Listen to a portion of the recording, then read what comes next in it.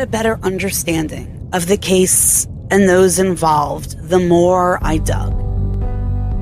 And my opinion about these two killers began to change. When I first started, I also only knew about what I had read at surface level.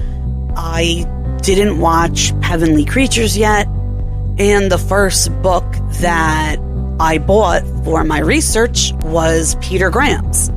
And his was the first one that I began to read and really get a deeper sense about this case.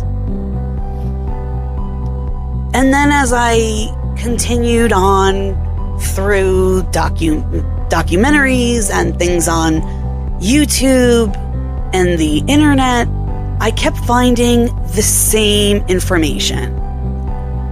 Two crazy lesbian killers who believed in a fantasy realm they called the Fourth World. And they made up their own religion because they rejected the notion of God and formal religion.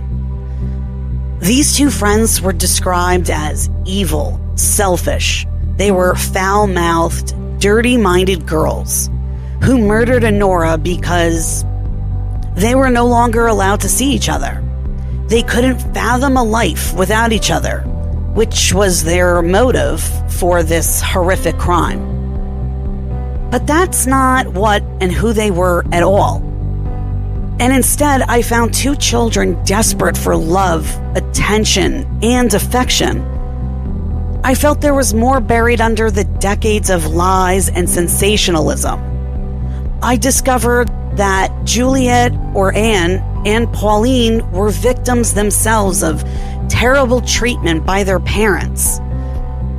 Juliet had PTSD, and they both experienced neglect, mental and emotional abuse, and Pauline definitely suffered from physical abuse.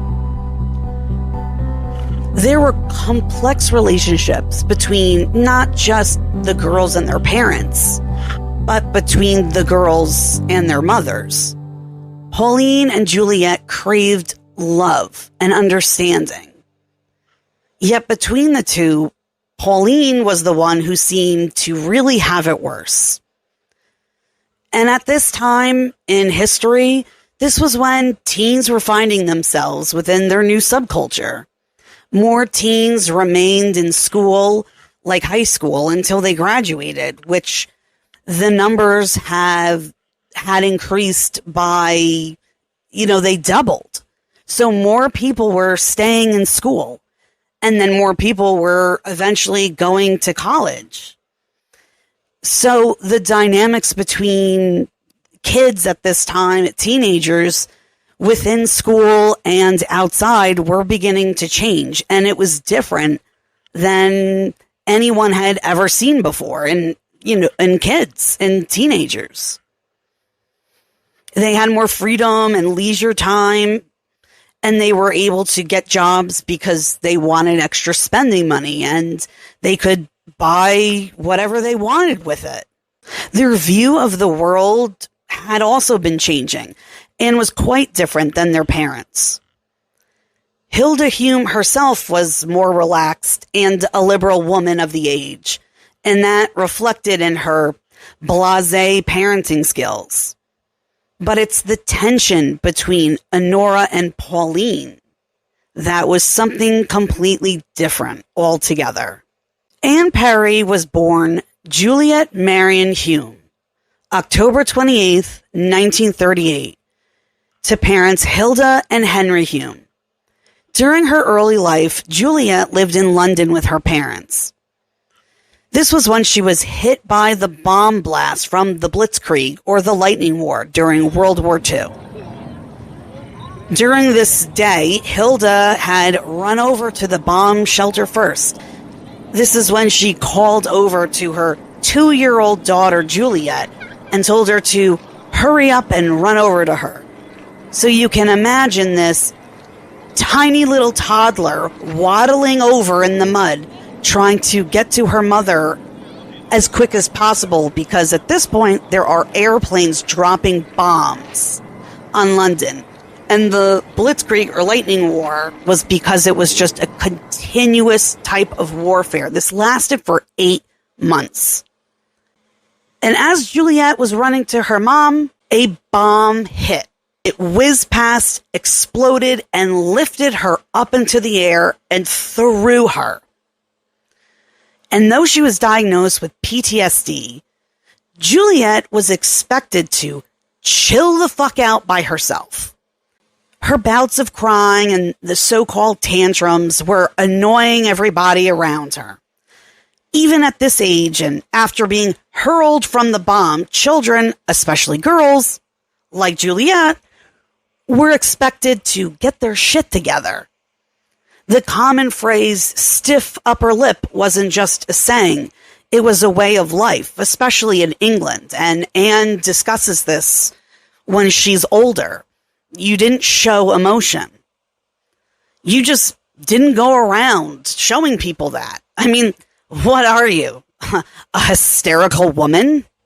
When Juliet was thrown back by the blast, as she was running to her mother who went to the bomb shelter first, this child then landed in the cold mud and she was there for hours until somebody found her. Because of this, she developed pneumonia, which eventually becomes tuberculosis for her.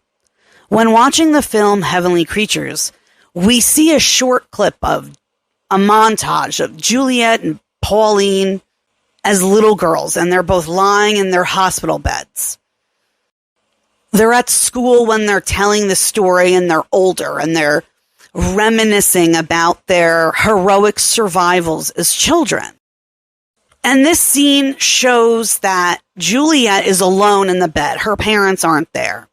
But Pauline's parents, in her scene, are. And as much as Juliet's parents were not the best, they also sucked. They did have their doctor friends continuously come and see Juliet. But out of both sets of parents, Juliet's parents saw her a little bit. Pauline's, nuh-uh. They just dropped her off.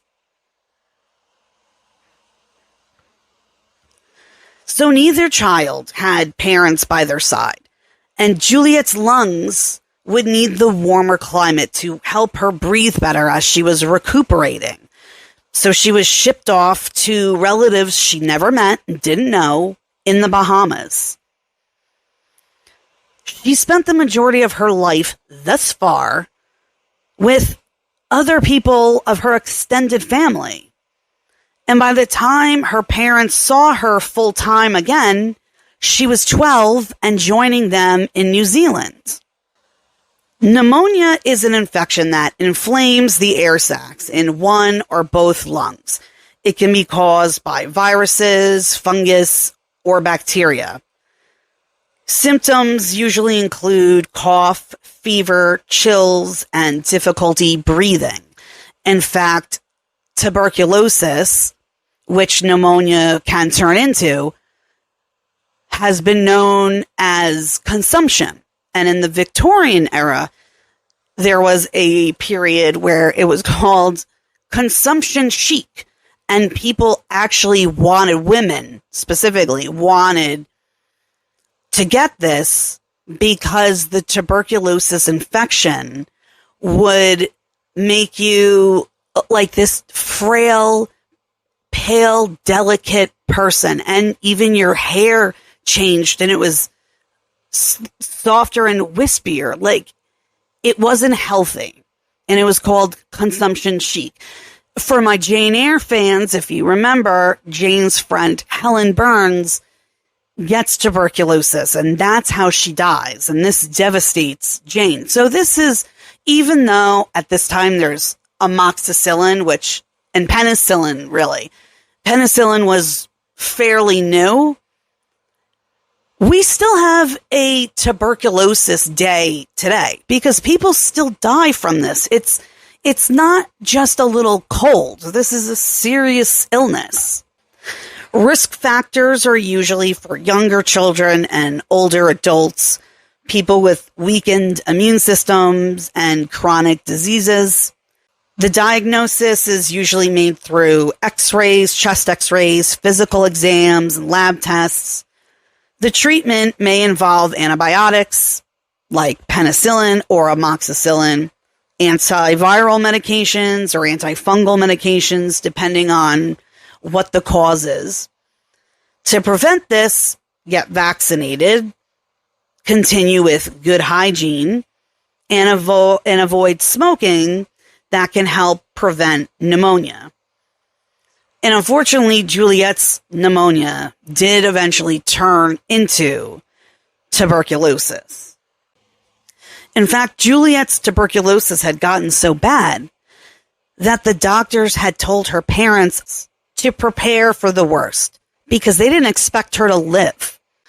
She talks about being stabbed with these large needles. They would wait until she was asleep and then sneak in because it was a very long needle and it was painful. She was a little girl and she was scared, and they would sneak in and stab her with it, hoping to get her before she woke up. She was surrounded by doctors and nurses, but not her parents. So she was labeled as clingy and dramatic when she would cry, especially for her mother. Henry, being a world-renowned scientist, and Hilda, the socialite, spent their days away in other countries or doing socialite things and would often abandon Juliet or leave her with people. And meanwhile, their firstborn struggled to find solace and stability. She found it for the first time when she fell ill again while in New Zealand. Her parents had a trip to England. Henry was looking into some potential job opportunity, and they didn't or couldn't step away from it.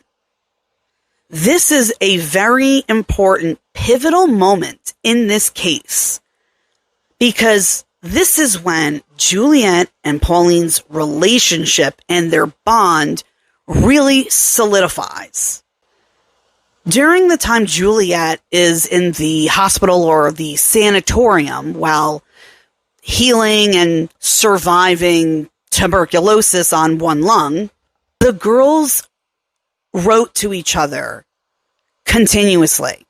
Juliet and Pauline would write pages and pages of letters to each other, either as their characters from one of the 6 novels that they co-wrote together, or as themselves. So Pauline would write pages and pages to Juliet from her and as her character. These were the only things that Juliet was able to look forward to. That and Pauline being allowed to visit her once a month.